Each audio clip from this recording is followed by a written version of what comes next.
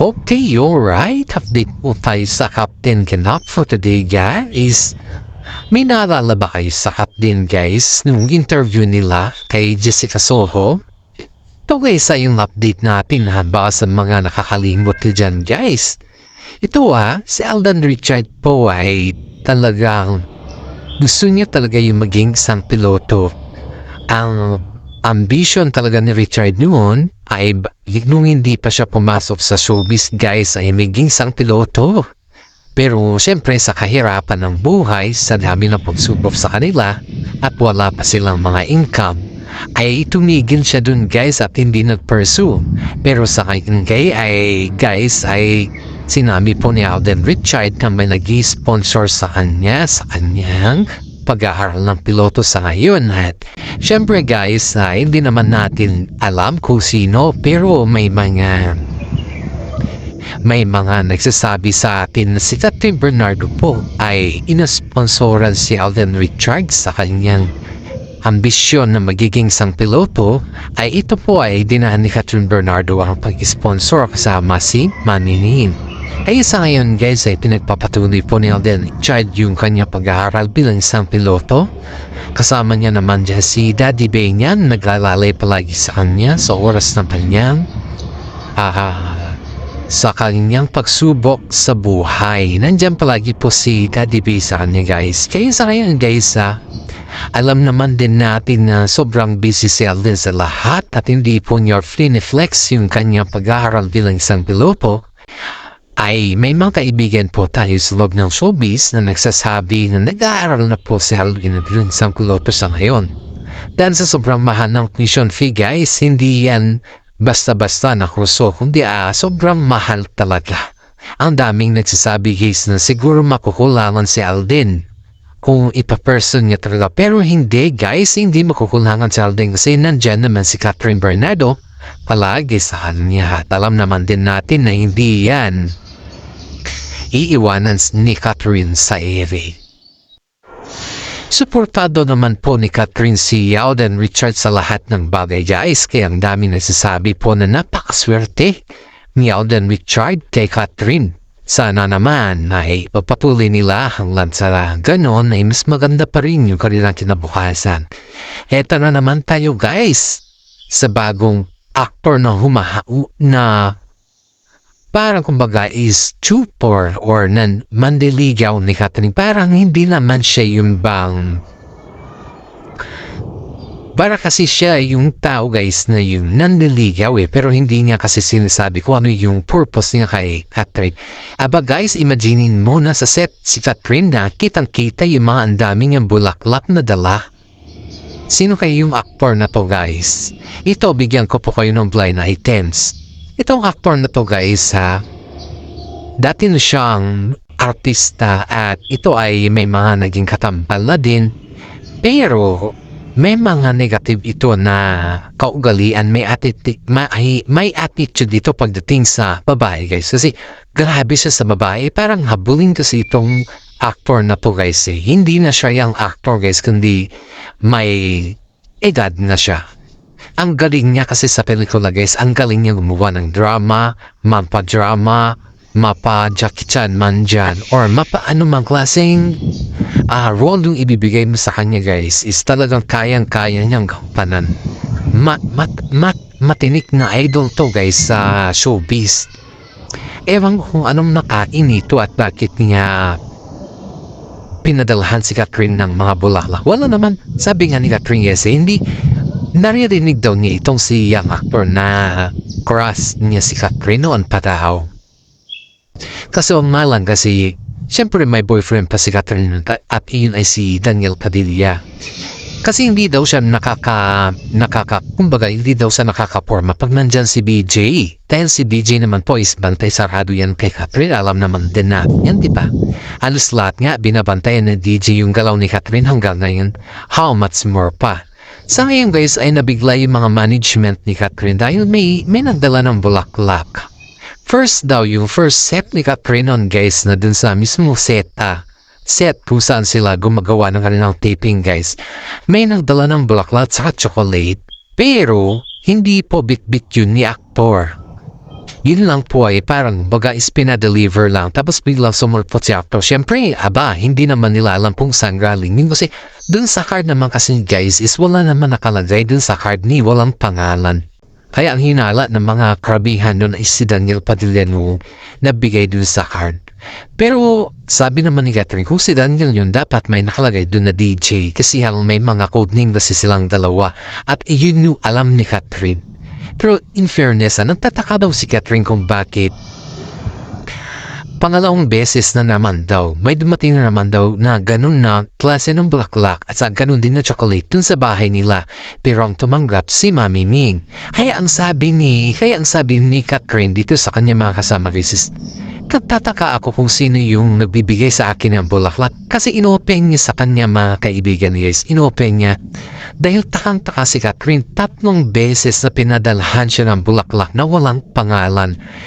At ito pa, pare-parehas ang bulaklak, pare-parehas din yung kulay ng card, at pare-parehas din yung chocolate. Nadagdagan pa daw yung chocolate nung dineliver dun sa kanilang bahay. Ang dami daw chocolate guys. Ito yung sabi ni Catherine, sino kaya ito? Sino kaya yung tutor ko na hindi ko alam? Ito one time. Kasi siyempre, yung kaibigan ni Catherine, ang dami din mga kaibigan niyan guys, hindi lamang po si Catherine yung kanyang kaibigan. One time nakasama niya dun sa ABS Magic Ball. Do you remember yung nagkasagupal sila DJ at saka yung mga tiyatyabaretsi dyan? Yun know guys, dun nila din nalaman na yung actor na yun, yung nagbibigay kay Catherine ng mga bulaklak at sa mga chocolate, ay nung nalasing siya, sinabi dun sa kaibigan ni Catherine na tagahangan niya si Catherine na tagal na. Yun niya lang inamin that time.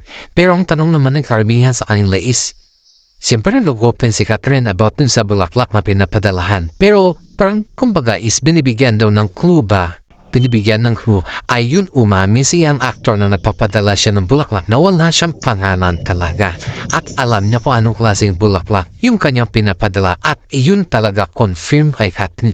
Kasi may mga post si Catherine guys na may mga bulaklak talaga na hawak niya. Pero hindi niya alam po kanino siya magpasalamat. Kaya ang daming mga netizen guys ang nagsasabi na ano kaya nakain nito at ba't napapadala siya ng mga bulaklak? Yun nila nalaman. Pero itong actor na to guys at talagang talagang directed upon siya magsalita. Sabi pa niya, kung rejectin daw siya ni Catherine, okay lang daw as long as daw na pinaramdam niya kay Catherine na nandiligaw siya. Pero kung hindi naman, ipapatuloy daw niya yung kanyang pandiligaw kung sakali magugustuhan siya ni Catherine. Depende na lang daw yung kay Catherine kung ano daw yung magiging decision niya. Sabi nga ng karaming batay sila ni Catherine. Kaso nga lang kasi, ang layo ng agwat nila. Ang sabi ng mga karamihan naman, age doesn't matter. Pero ika na nila, kung ano yung tinitibok or sino yung tinitibok ng puso ni Catherine, dun daw sila papani.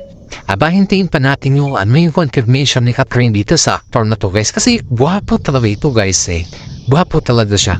May lahi pa naman. Pero babaero lang kasi yung mga experiences ng mga kapwa nilang ka-showbiz dito sa actor na to. Na kung saan nakitaan talaga siya na naliligaw talaga kay Catherine guys. Marami ng beses.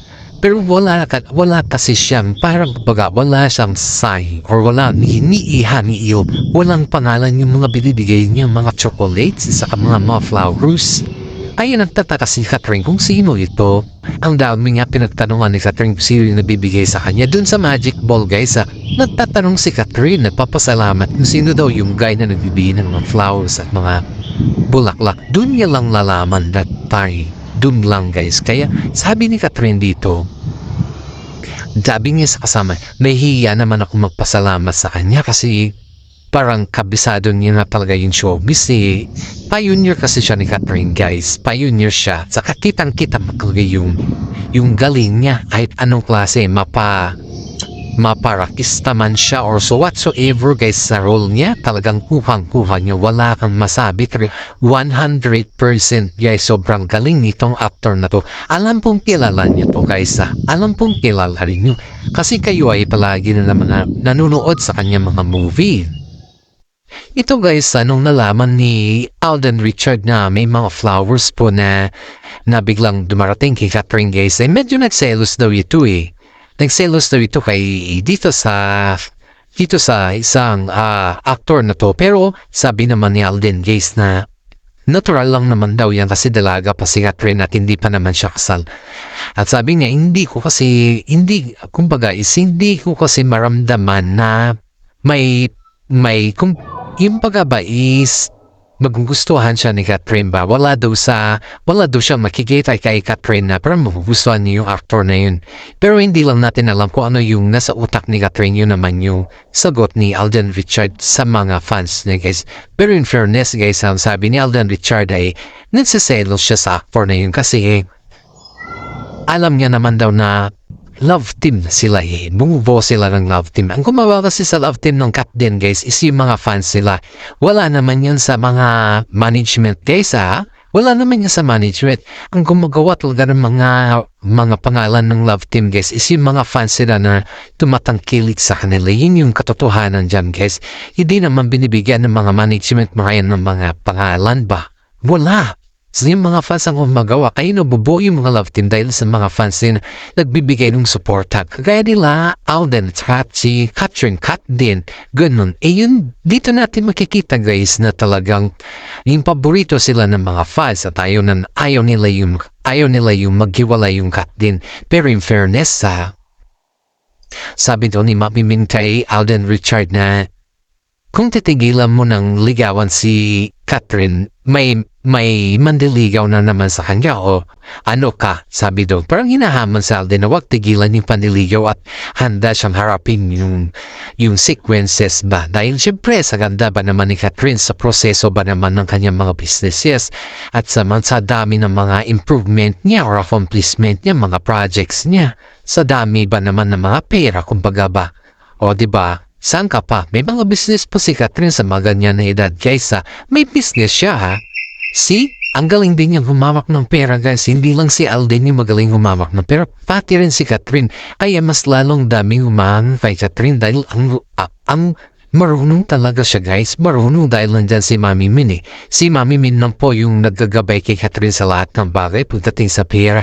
Kaya nga po si Mami Min is bantay sarado sa mga kasama ni Catherine or sa mga magiging kasama ni Catherine dahil syempre sikat na sikat si Catherine guys. Alam mo yan kung sikat na sikat ng tao. Alam mo yung kahinatnan yung mga acting ba?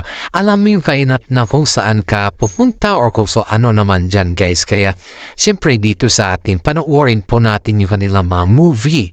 Ito guys ito, may bago na namang movie ang Kat din. Nilunuto na naman sa ngayon. Sabi daw ito ba, papunta tayo kay Daniel Padilla. Ito yung comment niya guys. Sabi daw ni DJ dito. Aba? Sabi daw niya, may kissing scene pang nagagawa, samantala kami ni Catherine walang kissing scene, haging lang yung kiss lang na yung bangkwan lang. Kasi pinagbabawal ng management. Alam nyo guys pala, dito sa lahat ng mga project or mga ginawa nila Catherine Bernardo sa si Daniel Padilla na project or movie ay walang kissing scene hanggang lang sa haga sa kataching. Siyempre, sabi daw ni Mami, walang kissing scene kasi ginagawa naman na nila yan. Naiya naman yung dalawa na gawin pa yun sa publiko dahil makikita naman nila kung paano sila magrumas. Di ba? Kaya nga po sabi ng mga karamihan na dapat lang na walang kissing scene. Pero itong si DJ, nung nakita nyo may kissing scene at saka bed scene sila Catherine Bernardo at saka si Alden Richard. Parang bago yung kanyang facial expression, umiba yung kanyang mukha. Parang galit na galit. Galit pa sa director guys. Sinabihan si Miss Cathy talaga doon sa director doon sa Hello Love Again na yung bang. Sinabihan talaga siya doon na bakit daw may kissing scene, weddings ba? May mga wedding scene. Samantala sila wala. Ano yun? Yun yung sabi ni DJ dun sa director. Kaya medyo may konting agwatan o konting misunderstanding sila DJ saka yung director ni Alden Richard saka si Catherine dahil nga dun galit na galit daw si DJ. Pero sa ngayon guys, nalaman na naman ni DJ na may bago silang movie na may ganun na naman at mas malala pa daw. Haba, nagwelga itong si DJ pumunta doon sa ewan ko kung Tinex or ata or pumunta personally na sabihin daw na ganito. Ito naman yung sagot ng management nila kay Daniel Padilla, guys. Ito naman yung sagot nila sa kanya. Sabi sa kanya, o ano man yung project nila, Catherine at saka si Alden Salin, ay wala ka na dun. Kasi wala naman na kay Catherine at saka hindi mo naman nahawak si Catherine. Si Catherine lang naman magsasabi kung gusto niya or hindi yung gagawin sa kanya o yung kanyang role. Kasi kung ayaw naman ni Catherine, syempre, wala tayong magagawa dyan. Palitan natin yung script. Pero kung gusto naman ni Catherine, syempre, gawin natin mas mahigit pa dun sa script. Para sa ganun, mas lalong gumanda yung kanilang movie at mas lalong magagampanan nila yung kanilang role. Yan daw yung sagot na management dito kay DG kasi ito si Daniel Padilla guys, umiepal. May galit talaga. Umiepal at saka may galit. At hindi lang yan guys, yung nalaman niyang may naliligaw kay Catherine, ito na naman yung sagot niya. Sinabi niyo na hindi na single si Catherine at pinatigil niya ako sa pangungulit sa kanya. Pero sa ngayon, may nanliligaw pala sa kanya, yung pala single siya at inamin niyo mismo sa interview. Ano naman problema ni Daniel kung sinabi sa kanya na itigil, it means yun guys po. Sinabi ni Mami Min na single si Catherine, ibig sabihin na liligawan ni Alden, ay ni Daniel Padilla siya. Iba. Kaya nga po pinatigil si Alden ay si Daniel na ligawan si Catherine kasi sawang-sawa na si Catherine sa kanya guys. Pero ito pinagdidikit pa rin ng Capdead si Daniel Padilla kay Catherine para daw patunayan yung kanyang kung ano yung nangyari. Para saan pa? Para kanino pa yung patunayan yan? Kasi nung kasagsagan naman ng tanilang ni Iho hindi siya pinaglaban ni Daniel Padilla. Kahit nga pambabas kay Catherine, hinayaan ng ni Daniel, hindi niya pinagtanggol Iyan pa kaya? Diba? Yan yung mga tanong dito guys na patuloy kasi itong si Daniel na namumulite ka ba? Kumbaga is ginagawa niya ng mga issues or para naman, nung magic ball na naman.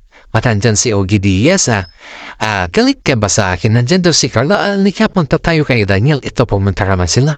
Pumunta naman si DJ kay Ogie. Galit ka ba sa okay na yan? Tagalin Parang alam mo yung barako na magsabi ng ganun na hindi mo maintindihan kung ano yung mukha ni Ogie na parang ako yung dahilan kung bakit sila naghiwalay, ako din yung dahilan kung bakit nalaman ng lahat, at ako din yung dahilan kung bakit pumutok ang issue na yun. At hindi lang naman dyan, binas din ako ng that din. Fake news daw ako, diba? Nandun naman yung sa side Ogie, yung galit ka ba sa akin? Ang daming nagagalit kay Ogie kasi ang dami niyang binubunyag guys sa showbiz. Pero kahit naman siguro galit ka kay Ogie, pero sa mga publiko sa harap ng marami tao, huwag kang makta ng ganoon. Showbiz ka Dapat maging kwan ka lang, balanse ka lang at saka maging okay lang yung sistema ba? Yung maging neutral ka lang ba? Makikita mo pa rin dun yung ano yung kainatnan o kung ano yung galaw mo o kung okay ba yan sa mga fans o kung kailan ba yan, di ba? Iyan dapat maging okay lang yung sagot dyan, hindi yung okay na yan at matagal na yun okay na yun, wala na yun o di ba? Parang barako. Ano sa tingin niya sa sarili niya? May issue ba sa'yo na fake news kung hindi mo naman ginagawa? Diba? Yan yung katotohanan dito guys. Kaya ang daming nagagalit kay Daniel sa akin yung guys Pero itong si Catherine, ang sabi niya kay DJ na hayaan niya na lang muna. Hayaan niya na lang muna si Catherine na hindi muna siya kukulitin at hindi muna siya yung mapupersige sa anuman yung gusto ni DJ dahil hindi ready si Catherine sa kanya. Kaya sana naman guys alam naman natin kung saan ilulugar ni DJ yung kanyang sarili. Yun yung request ng ni Catherine dito guys na yun bang dapat malaman ni DJ sa kanyang sarili na dapat ilugar niya naman. Hindi yung porque ex siya at hanggang ngayon hawakan pa niya. Yun, anong klaseng relasyon meron si DJ? Ano ba klaseng relasyon gusto niya? Bakit ganun na lang siya magawa kay Catherine, diba? Right naman ni Catherine na pumili kung anong gusto niya. Hindi na yung karapatan ni DJ. Wala nang karapatan si DJ sa kanya. O di ang karapatan niya na lang kung talagang concerned sa kay Catherine. Di sana sabihin niya naman niya yung magsabi na maayos. Hindi yung parang kumbaga is tinatakot ni isa. Kasi nga guys ito para kasi daw tinatakot ni Daniel Padilla si Catherine parang bumagawa siya ng bullying term para may pakita, parang forcing ba kumbaga, para may pakita daw kay Catherine na bago na siya or iba na nung Daniel nung harap niya yung ginagaya ng dati. Aba, dapat noon mo pa sinimulan niyan. Bakit niyan mo lang gagawin niyan? Ang tagal nang hinahanap ni Catherine yung ganyan sa iyo na magbago ka. Bakit ngayon mo lang ginagawa? Diba guys? Isipin natin naman yung sitwasyon ni Catherine sa ngayon. At hanggang dito na lang po yung ating YouTube channel updates. Paki-like and share naman po. Shout out sa mga senior citizen dyan na mahaling talaga sa ating update. Maraming salamat. God bless po sa ating lahat.